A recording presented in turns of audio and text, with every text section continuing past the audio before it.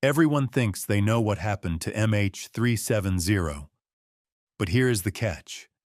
After 11 years and billions of dollars spent searching, a private company just bet £56 million that they can find the wreckage in 90 days using technology that did not exist during the original hunt.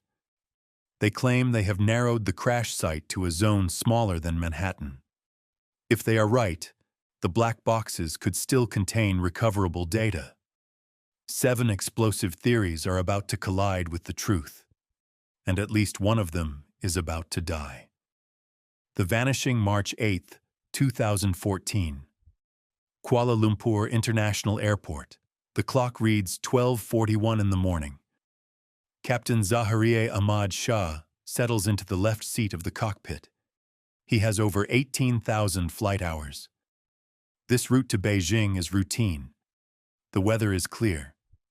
The Boeing 777-200ER beneath him is one of the most reliable machines ever built. 227 passengers fill the cabin behind him.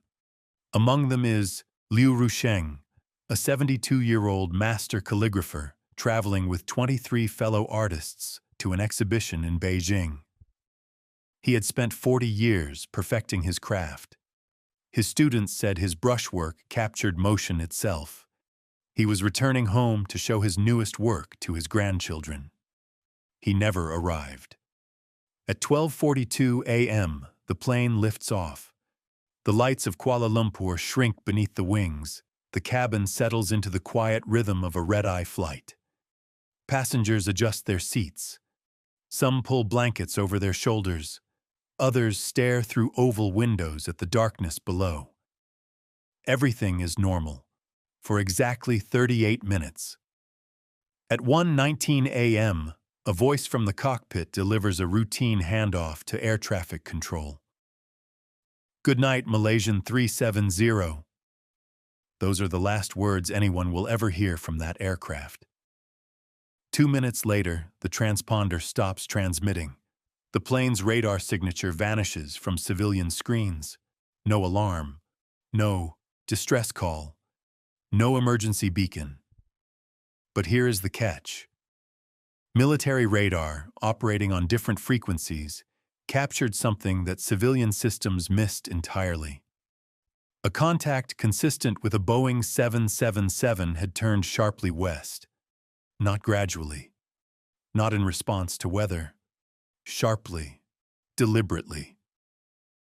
It crossed back over Malaysia, flew over the Strait of Malacca, and then banked south toward one of the most remote stretches of ocean on the planet. This was not the flight path of a stricken aircraft limping toward the nearest runway. This was navigation. This was control. For nearly 7 hours after its last voice contact, that aircraft kept flying. 7 hours of silence. 7 hours without a single transmission. 7 hours in which 239 people were either unconscious, dead, or watching something unfold that we cannot imagine. The plane crossed time zones. It flew over shipping lanes where no one looked up. It passed beyond the range of any rescue. When the fuel finally ran out, the plane descended. Somewhere over the southern Indian Ocean, in waters so deep that no natural light has ever touched the bottom, it met the water. The ocean swallowed it whole. The search that followed was the largest in aviation history. Ships from multiple nations crisscrossed thousands of square miles. Satellites were repositioned to scan empty ocean for any sign of wreckage. Submarines descended into trenches that had never been mapped before. Australia led the underwater effort, deploying the most advanced sonar equipment ever used in a recovery operation. China sent warships. Malaysia mobilized its entire maritime fleet. The international community united with a single purpose. Billions of dollars vanished into the search effort. Careers were built and destroyed on the hunt for answers. Political tensions flared as governments blamed each other for coordination failures. The main wreckage was never found. What investigators recovered instead were fragments. A flaperon washed ashore on Réunion Island. Wing pieces appeared in Mozambique and South Africa. Debris that confirmed impact but explained nothing about cause. And into that vacuum, 7 theories rushed in. The pilot's secret among every explanation offered for MH370, one has received more official attention than any other. It is also the one that no one wants to believe. Deliberate pilot action. The theory is devastating in its simplicity. Captain Zahari Ahmad Shah, for reasons that may never be fully understood, took control of the aircraft and flew it into oblivion on purpose. Not because of mechanical failure, not because of hijacking, because of a decision made in his own mind. Investigators found troubling details in his personal life. His marriage was under strain. His wife had moved out of their family home weeks before the flight. Colleagues described him as increasingly withdrawn in the months leading up to March 8th. More isolated, more introspective. He had become quieter in the crew room, less engaged with the routines that had defined his career. These details are not crimes. They are not proof. But they became part of a narrative that investigators could not ignore. Then came a discovery that sent shockwaves through the investigation. His home flight simulator, a custom-built system he had assembled himself, contained deleted data that forensic analysts managed to recover. Someone had practiced a route strikingly similar to MH370's suspected final path, a flight into the southern Indian Ocean. A long journey over open water. A route that ended nowhere. A route with no destination except the sea. The sequence of events that night also suggested deliberate control. The transponder was disabled in a way that appeared intentional, switched off at the exact moment when the aircraft transitioned between Malaysian and Vietnamese airspace. The timing was too precise for coincidence. The turns that followed were calculated. The altitude changes were methodical. This was not the signature of chaos or failure. This was purpose. But here is the catch. Mental health professionals who reviewed the case found no clinical evidence that Zahari was suicidal or dangerous. People who knew him described a professional who loved flying, who built model aircraft, who mentored younger pilots. The mass murderer profile did not fit.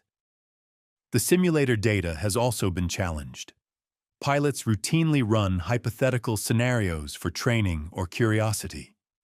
The routes found did not perfectly match MH370's suspected path. Drawing intent from deleted files is legally and psychologically dangerous, and the most uncomfortable truth remains. No cockpit voice recorder has been recovered. No flight data recorder. No confession. Everything we think we know about what happened inside that cockpit is assumption built on probability. The deliberate pilot theory survives because it fits some facts better than others. But it survives without proof. If you are fascinated by aviation's darkest mysteries, smash that like button and subscribe. We are about to go even deeper. The ghost and the hijack. Two possibilities compete for the same space in this mystery. Both involve loss of control. Both explain the silence. And both lead to the same terrifying destination. The hijacking theory suggests someone seized the aircraft, the sudden loss of communications, the deliberate course change, the hours of uninterrupted flight. To some analysts, this pattern screams coordinated action by someone who knew exactly how to disable tracking systems. But hijackings have signatures, demands, communications, claims of responsibility. MH370 had none. No passenger made a call. No group stepped forward. If someone took that aircraft, they did so wanting no one to ever know. The ghost flight theory takes a different approach. It removes intent entirely and replaces it with catastrophe. Imagine a sudden depressurization. A fire erupts in the electronics bay beneath the cockpit floor. Electrical systems short-circuit. Smoke begins pouring into the cabin. The air turns poisonous within seconds. Passengers reach for oxygen masks that deploy too late or malfunction. Flight attendants collapse in the aisles. Within minutes, everyone on board loses consciousness. The pilots slump forward in their seats, hands falling away from controls they can no longer reach. The passengers sink into their seats, never to wake up. But the aircraft keeps flying. The engines continue burning fuel. The wings continue generating lift. The autopilot, still engaged and functioning perfectly, guides the plane along its programmed route until the tanks run dry.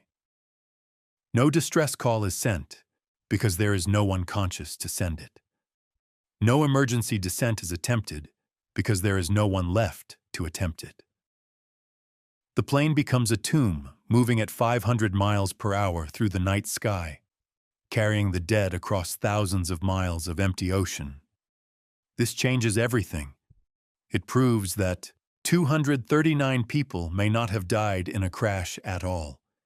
They may have died hours earlier, unconscious at cruising altitude, while the aircraft carried their bodies south through the darkness. The final impact was not the end. It was merely the last chapter of a tragedy that had already concluded somewhere over the Strait of Malacca. When the engines finally flamed out over the Indian Ocean, the aircraft entered a steep, uncontrolled dive. Without power, without guidance, it accelerated toward the water. It hit the surface at speeds that tear metal apart like paper.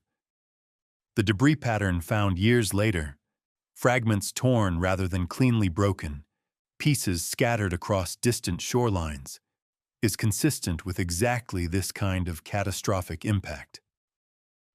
But here is the catch. Autopilot systems are not designed to navigate complex course changes for extended periods without human input. The turns MH370 made after losing contact suggest someone was still at the controls, at least for a while. Neither theory can be proven. Neither can be dismissed, and that is exactly why they refuse to die. The impossible video shortly after MH370 disappeared. A video surfaced online showing a strange object trailing the aircraft, moving in ways that defied physics, pacing the plane as if observing it. The UFO theory gained traction not because it was credible, but because it was dramatic. A Boeing 777 vanishing without a trace feels impossible in an age of global surveillance. For some, unknown intervention made more sense than human failure. But here is the catch. When analysts examined the footage, problems emerged immediately. No verified source, no original metadata, no chain of custody. Visual experts identified inconsistencies suggesting editing. Aviation specialists noted that any object interacting with a jetliner would leave radar traces. None were detected. The UFO theory survives because it fills a psychological need. When governments issue conflicting statements and the world's most sophisticated technology fails, people search for meaning elsewhere. The video offered certainty that official channels could not provide, even if that certainty pointed toward the impossible.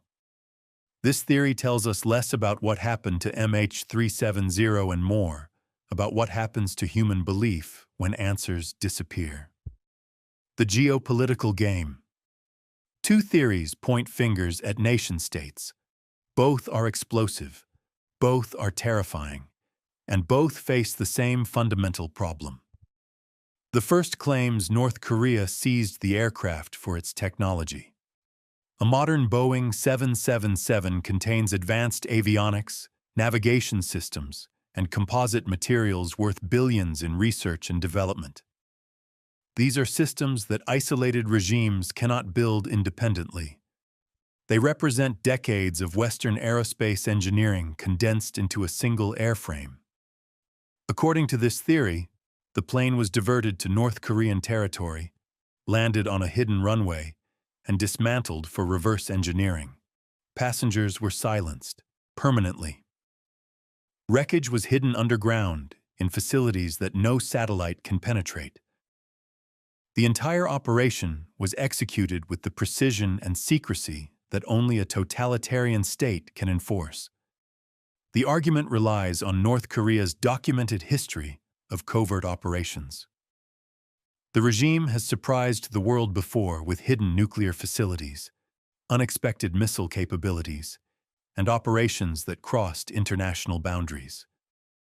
For those already skeptical of official narratives, this theory carries a dark plausibility. But hiding a wide-body commercial aircraft requires enormous infrastructure. Silencing hundreds of potential witnesses requires perfect operational security maintained for over a decade. No satellite imagery has ever shown a Boeing 777 in North Korea. No defector has ever confirmed such an operation. No physical trace has emerged. The logistics make this theory nearly impossible. The second theory implicates Russia. Aviation analyst Jeff Wise proposed a controversial argument that Moscow had both the capability and the motive to orchestrate the disappearance. In March 2014, Russia was in the process of annexing Crimea. International condemnation was building. Global attention was fracturing between diplomatic negotiations and military posturing on the Ukrainian border. Creating an unsolvable aviation mystery, Wise argued, could serve as strategic distraction. It would consume intelligence resources. It would dominate global headlines for weeks. It would create chaos and confusion at a moment when Russia needed the world looking elsewhere. Russia possesses electronic warfare capabilities that could theoretically spoof satellite data or manipulate aircraft navigation systems. Its intelligence services have demonstrated willingness to conduct operations with global reach. The theory is intellectually provocative. But here is the catch. No unusual signals were detected that night. No credible leaks have emerged in 11 years. No direct link connects Russian systems to MH370's flight path.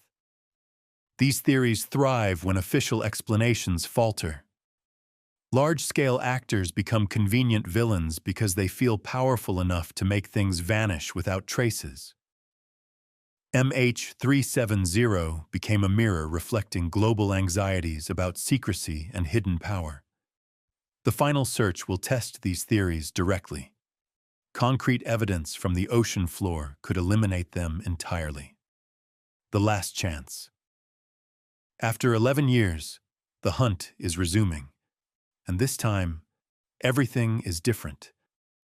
Previous searches covered over 120,000 square kilometers of ocean floor. Vessels crisscrossed the southern Indian Ocean for years, towing sonar equipment through water columns that stretched miles deep. They mapped underwater mountains and trenches that had never been seen before. They discovered shipwrecks from previous centuries, but they never found MH370. The main wreckage remained hidden beneath water so deep that sunlight has never touched it. Pressure at those depths would crush an unprotected human instantly. The darkness is absolute. The terrain is alien. But here is the catch. Technology has advanced dramatically since 2014. Drift modeling has improved through years of analysis of recovered debris.